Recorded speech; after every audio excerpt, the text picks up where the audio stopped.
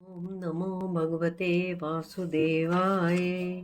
आइए अब हम भागवत जी के स्वाध्याय को शुरू करते हैं। आज हम 5वां अध्याय पढ़ेंगे। तो पहले गणेश जी की वंदना कर लें। ओम गम गणपतये नमः। वक्रतुंड महाकाय सूर्यकोटि संप्रभा निर्विघ्नं कुरु मे देव। सर्वे कार्येषु सर्वदा कृष्णाय वासुदेवाय हरये परमात्मने प्रणतक्लेशनाशाय गोविन्दाय नमो नमः। ओम नमो भगवते वासुदेवाय नमः। भगवान श्री कृष्ण के चरणों में, युगल किशोरी जी के चरणों में प्रणाम करते हुए हम भागवत जी का आश्रय लेते हैं। और भागवत जी का आश्रय लेने के बाद संसार में और किसी आश्रय की आवश्यकता नहीं होती। इसलिए हमें समय निकाल के किसी भी रूप में थोड़ी बहुत देर भागवत जी का अध्ययन करना चाहिए। यही हमारे सनातन धर्म की मांग भी है कि हम हमारे पीढ़ियों को भागवत जी की शरणागति दें और इसका महात्म बताएं। और एक अध्याय, 2 अध्याय, जितना जिसकी रुचि हो उतना भागवत जी का पठन पाठन करें, श्रवण करें और इसे अपने जीवन में उतारें। इससे आपके जीवन के संकट भी दूर होंगे और भागवत जी की शरणागति लेने के बाद आप पूरी तरह से निश्चिंत हो जाएंगे।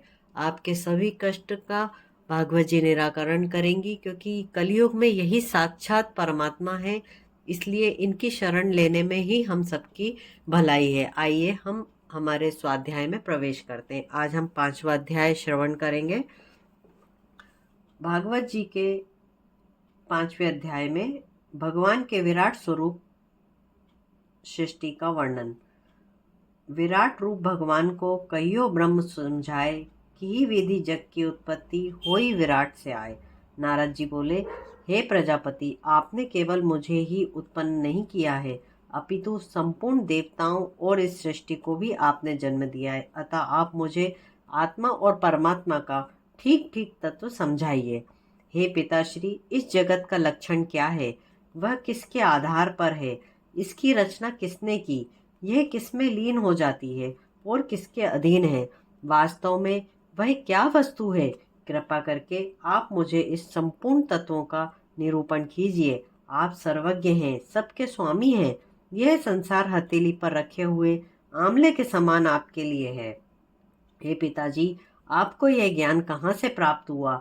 आप किस प्रकार से अपनी माया से उत्पन्न किए हुए पंचभूतों द्वारा संपूर्ण सृष्टि की रचना करते हैं? इस जगत को उत्पन्न करने पर भी आप में कोई विकार उत्पन्न नहीं होता। आप सृष्टि के रचयिता होते हुए भी फिर आप किस की तपस्या करते हैं? आपसे भी बड़ा कोई है? इस तत्व को आप ठीक ठीक समझाइए।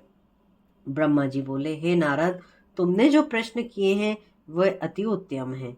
ये तुम्हारे लिए केवल लाभप्रद नहीं है, किंतु सारे संसार के लिए लाभप्रद है।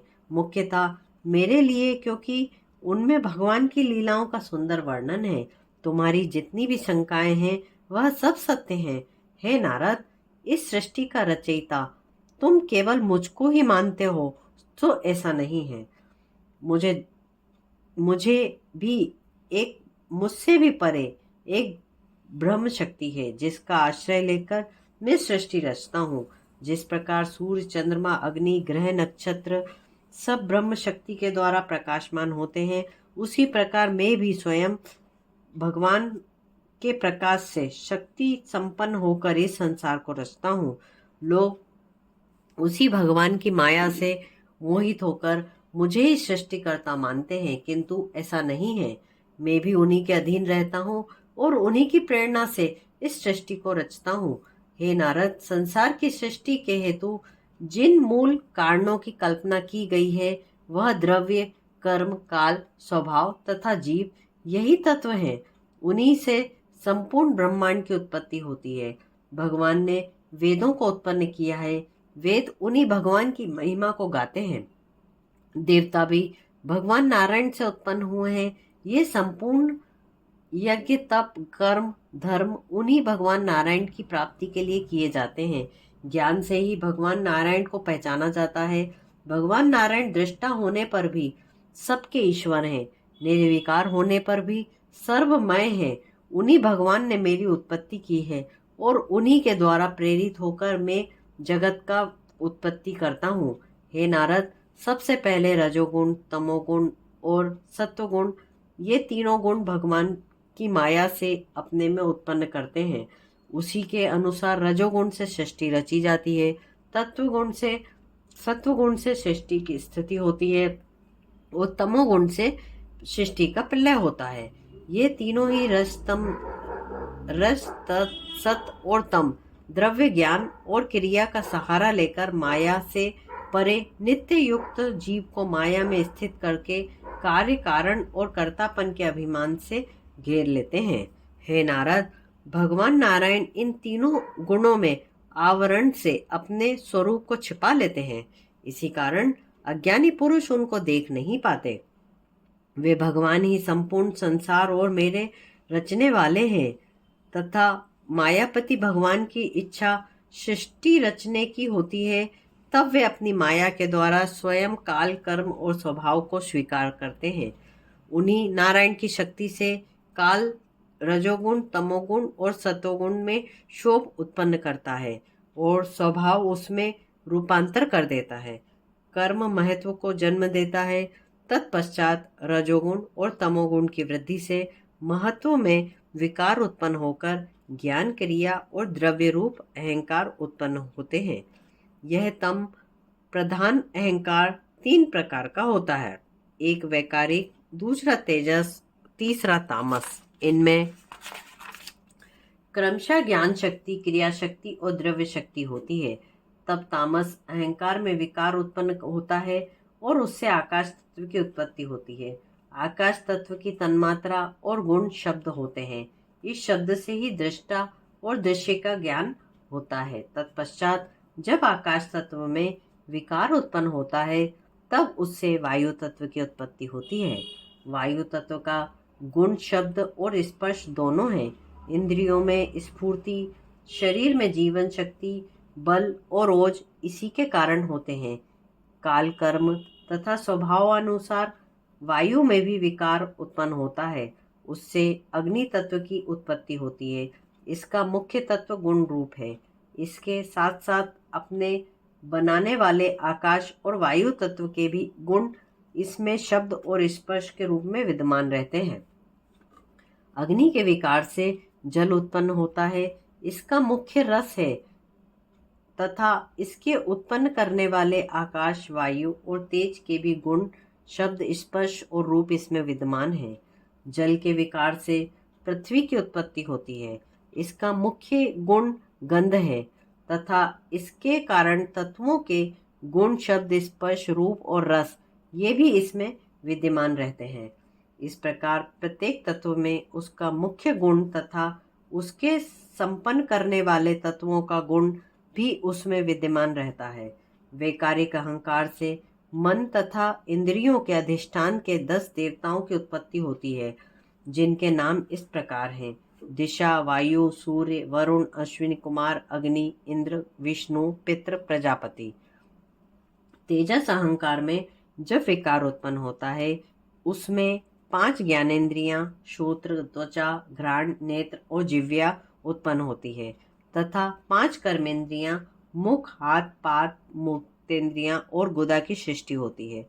तेजस अहंकार से ही बुद्धि और प्राण की उत्पत्ति होती है।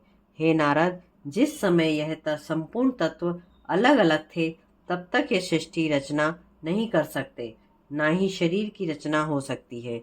जब परमात्मा ने अपनी शक्ति के द्वारा प्रेरित करके इनको परस्पर मिला दिया, तब इन तत्वों ने कार्य, कारण और स्वभाव स्वीकार करके इस संपूर्ण विश्व की रचना कर दी। उसी को ब्रह्मांड कहते हैं। यह ब्रह्मांड रूपी अंडा 1 सहस्त्र वर्ष तक जल में ही स्थित रहा। फिर काल, कर्म और स्वभाव को ग्रहण करने वाले भगवान ने उसमें प्राण डाल दिया। उसी अंडे को तोड़कर विराट भगवान निकले, जिनकी जंघा, चरण, भुजाएं, नेत्र, मुख और सिर सहस्त्रों हैं। ज्ञानी जन उपासना के हेतु उन संपूर्ण लोकों की स्थिति उन्हीं विराट भगवान में मानते हैं।